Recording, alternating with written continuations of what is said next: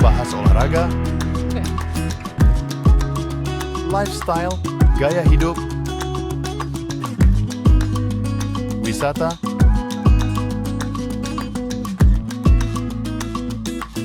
budaya,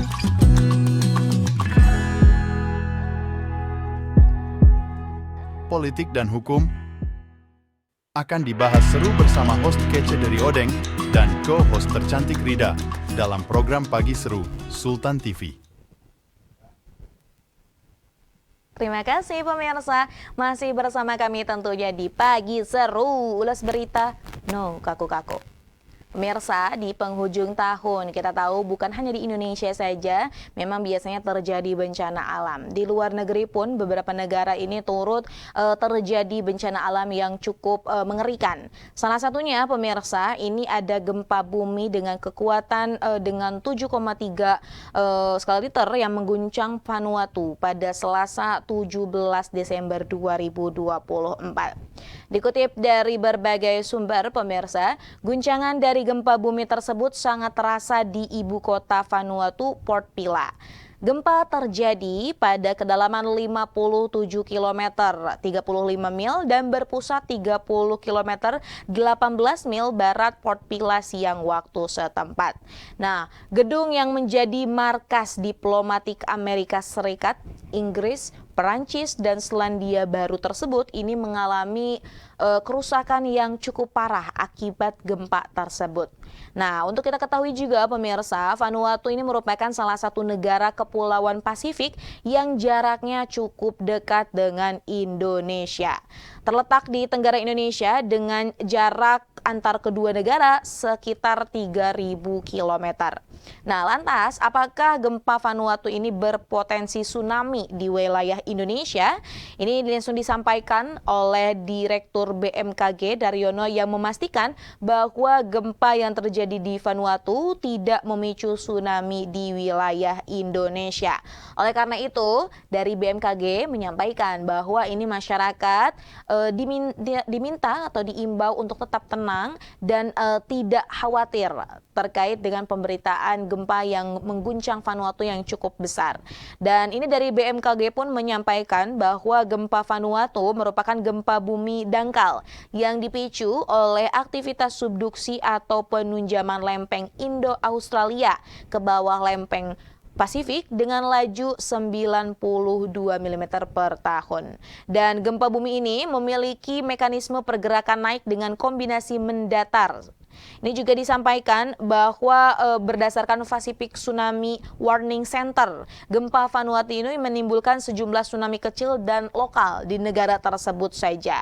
Nih, menurut survei juga bahwa memang setidaknya di Vanuatu pemirsa ini diguncang 24 gempa dengan magnitudo 7 atau lebih dari 100 tahun kali ini seperti itu. Dan ini kalau kita lihat dengan skala Richternya yang cukup tinggi juga, ini masih di 7 ya, ini akhirnya kan memberikan kekhawatiran gitu kepada masyarakat. Terlebih lagi tadi disampaikan bahwa Vanuatu merupakan salah satu wilayah yang dekat dengan negara Indonesia, dan terlebih ini biasanya kalau di Indonesia di akhir tahun belum hujan, kemudian juga kadang ada banjir, ada juga tsunami yang memang sering kali terjadi gitu. Dan harapannya memang ini tidak akan berpotensi tsunami ke wilayah Indonesia.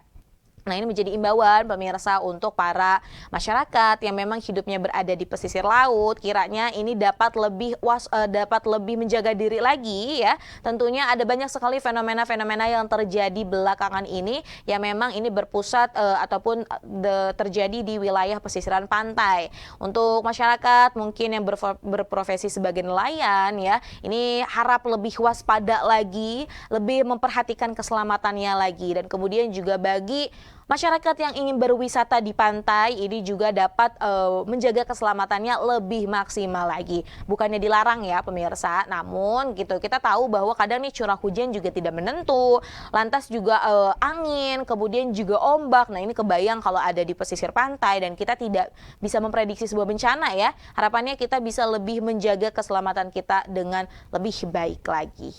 Nah, selanjutnya pemirsa, ini juga masih berkenaan dengan bencana alam dan terjadi di luar negeri juga pemirsa.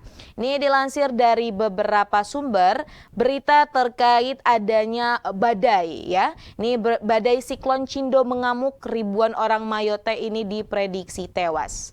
Mayotte yang merupakan wilayah Prancis di Samudra Hindia menghadapi salah satu bencana buruk ya dalam sejarahnya setelah badai siklon Cindo melanda dengan kekuatan angin lebih dari 200 km per jam pada Sabtu 14 Desember 2024. Ini pemirsa bisa lihat ya di layar ada potret bagaimana badai tersebut menghancurkan bangunan-bangunan. Kemudian juga ini bahkan diprediksi ratusan hingga ribuan orang ini terluka seperti itu. Nah ini dari pihak pemerintahannya pun memperkirakan jumlah korban jiwa terdapat ribuan, bahkan tadi ya sampai puluhan ribu, dan menjadikan salah satu bencana yang paling mematikan yang pernah terjadi di wilayah tersebut. Nah bisa lihat juga pemirsa ini menambahkan foto-foto dan juga potret-potret bagaimana badai tersebut terjadi di wilayah Mayotte seperti itu. Nah, atas dasar ini pemirsa ini Kementerian Dalam Negeri Perancis menambahkan bahwa proses pencatatan jumlah korban ini akan sangat sulit, terutama karena tradisi masyarakat muslim setempat yang mengharuskan pemakaman dilakukan dalam 24 jam. Nah, ini menurut pemerintahan Perancis juga ini, siklon Cindo adalah badai terkuat yang melanda Mayotte dalam lebih dari 90 tahun. Angin kencang ini menghancurkan rumah, gedung pemerintah, dan fasilitas kesehatan, termasuk sebuah rumah sakit di ibu kota Mamoudzou. Salah satu warganya juga ini memberikan kesaksian yang memilukan kepada salah satu sumber berita ini bahwa memang merupakan tragedi yang besar, kemudian juga situasinya mencekam, ada banyak sekali kehancuran dan juga rasanya seperti itu banyak sekali kekhawatiran karena tadi melihat juga banyak korban yang jatuh. Nah kita juga mendoakan semoga memang korban-korban yang belum ditemukan segera ditemukan serta korban yang sudah dinyatakan meninggal ini dapat diberikan tempat yang terbaik di sisi Tuhan Yang Maha Esa. Serta ini juga menjadi lagi dan lagi menjadi satu hal yang harus kita tanamkan dalam diri kita sendiri pemirsa, hendaknya lebih berhati-hati lagi. Kita tidak pernah tahu bencana kapan akan terjadi, tapi gitu ya ada banyak mitigasi yang dapat kita lakukan setidaknya ini untuk meminimalisasi dalam artian kehancuran ataupun tadi ya korban-korban jiwa yang ada. Nah pemirsa, berita tadi sekaligus menutup perjumpaan kita pada pagi hari ini. Terima kasih pemirsa masih setia menyaksikan program Pagi Seru yang ada di kanal YouTube Sultan TV. Maka dari itu pemirsa terus saksikan program Pagi Seru yang tayang setiap hari Senin sampai hari Jumat pukul 9.00 waktu Indonesia Barat. Tayang di kanal YouTube Sultan TV serta saat ini pemirsa juga dapat menyaksikan di TV digital. Serta ada juga ya pemirsa dapat mengunduh di Android atau iOS satu aplikasi bernama EcoPlay. Nanti di situ bisa nih nonton program-program Sultan TV. Dan jangan lupa pemirsa untuk dapat membaca berita-berita ter-up to date juga yang ada di website Sultan TV serta konten-konten menarik ada di media sosial Sultan TV. Terima kasih pemirsa, selamat melanjutkan aktivitasnya. Semoga aktivitas pemirsa hari ini diberikan kelancaran, pemirsa selalu diberikan kesehatan dan kebahagiaan. Saya Radla Rida dan segenap kru yang bertugas pada hari ini mengucapkan terima kasih, pamit undur diri. Sampai jumpa. Wassalamualaikum warahmatullahi wabarakatuh. Membahas olahraga, lifestyle, gaya hidup, wisata,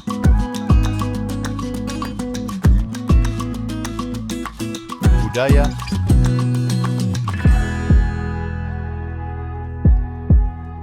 politik dan hukum akan dibahas seru bersama host kece dari Odeng dan co-host tercantik Rida dalam program Pagi Seru Sultan TV.